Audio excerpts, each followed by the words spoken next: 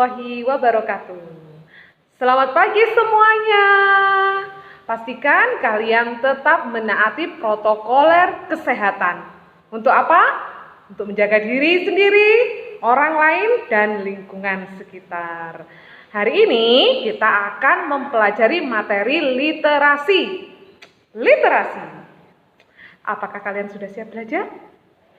Sebelumnya, mari kita ucap basmalah agar Allah selalu memudahkan kita dalam mendapatkan ilmu yang manfaat. Bismillahirrahmanirrahim. Amin. Baiklah, simaklah video pembelajaran berikut. Literasi, buku fiksi, dan non-fiksi adalah kunci menuju kepribadian dan karakter yang lebih unggul. Sebelumnya, tujuan pembelajaran dari menggali informasi, unsur-unsur buku fiksi dan non-fiksi, yaitu kalian dapat menggali informasi dari unsur buku fiksi dan non-fiksi. Unsur buku fiksi yang pertama adalah mengenali sampul buku.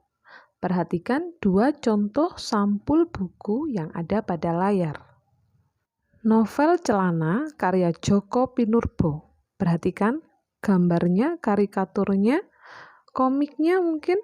Nah, itu menggambarkan sesuatu yang fiksi. Kemudian, gambar kedua, bumi manusia. Bagaimana penampakannya? Tidak menggambarkan sesuatu yang pasti, yang apa adanya, yang sesuai fakta, bukan? Unsur buku fiksi yang kedua adalah mengenal kepenerbitan atau hak cipta karya.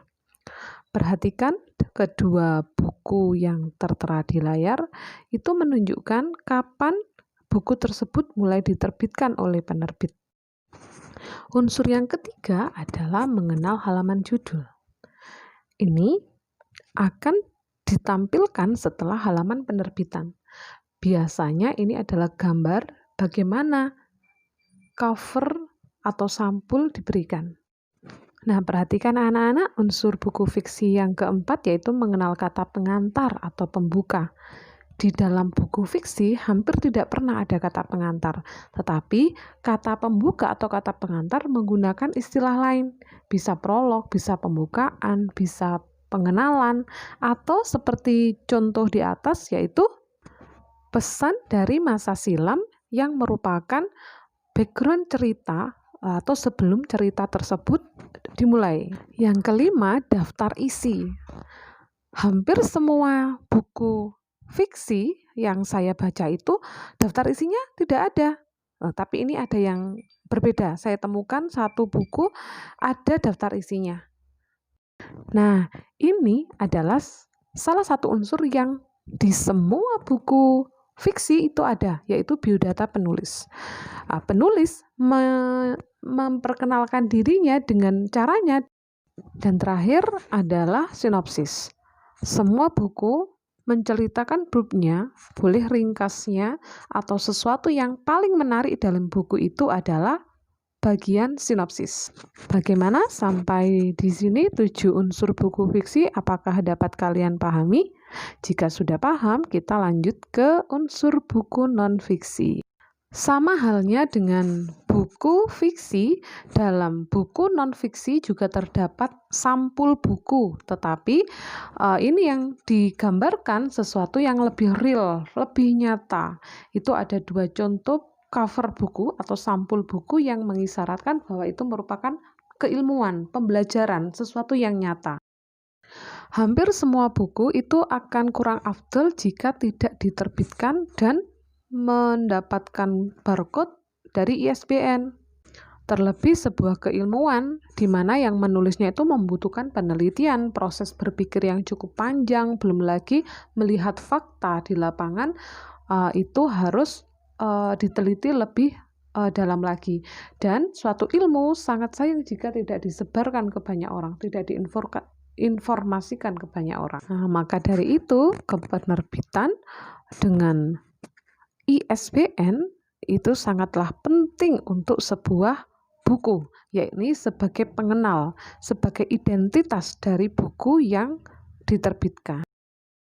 Oke, kita lanjutkan ke unsur buku nonfiksi yang ketiga, yakni kata pengantar. Seperti halnya penelitian-penelitian, kata pengantar dibuat lugas dengan bahasa yang mudah dipahami, efektif, kemudian tidak pemborosan kata, tidak menggunakan imaji atau kiasan-kiasan. Tujuannya apa? Agar semua orang dari berbagai lapisan paham dengan keilmuan yang dijelaskan, yang dipaparkan dalam buku tersebut. Nah, sekarang unsur buku nonfiksi yang keempat, apa coba? Daftar isi. Berbeda sekali dengan buku fiksi. Daftar isi pada buku nonfiksi ini sangat gamblang, sangat jelas. Detail mulai dari bab, subbab itu jelas. Ini tujuannya apa? Memudahkan pembaca mengetahui untuk mendapatkan informasi dari halaman berapa ilmu yang dicari.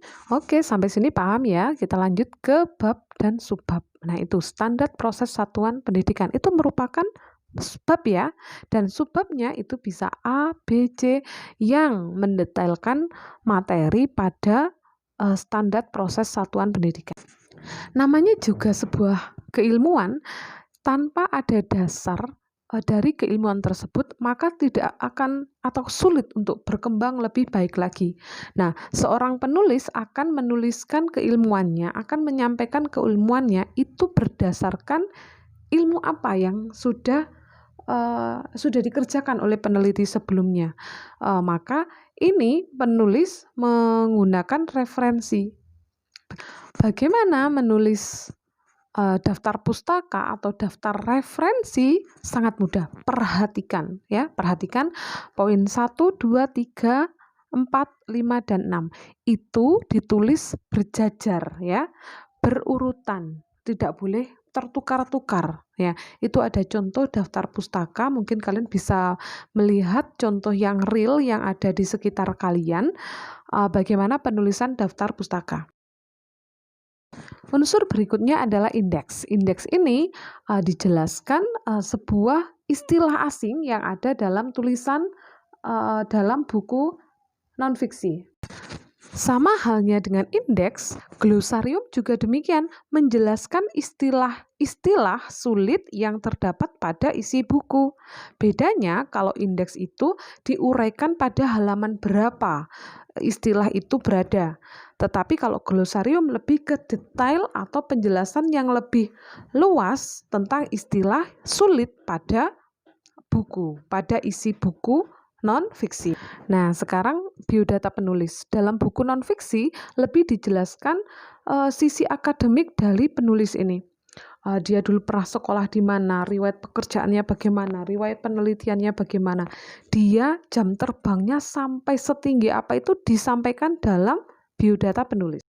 Unsur buku non-fiksi yang terakhir adalah ringkasan buku. Kalian semuanya yang ada buku di depannya, buku apapun, coba dibalik. Lihat halaman terakhir sekali di cover halaman belakang. Nah, itu adalah ringkasan buku. Tujuannya apa? Untuk membuka wawasan pembaca. Ini isinya apa sih sebelum si pembaca, calon pembaca ini memutuskan membeli buku tersebut. Nah, anak-anak, dalam pembelajaran kali ini, apakah yang berhasil kalian dapatkan? Apakah kalian sudah berhasil menggali informasi yang terdapat dalam buku fiksi dan non-fiksi? Baik anak-anak, untuk menekankan pemahaman kalian tentang menggali informasi pada buku fiksi dan non-fiksi, carilah 2 buku fiksi dan non-fiksi sekarang juga. Temukan perbedaan pada keduanya. Sampai di sini dulu pembelajaran literasi bab menggali informasi unsur buku fiksi dan non-fiksi. Sampai bertemu kembali pada materi berikutnya, yakni membuat peta konsep buku fiksi dan non-fiksi.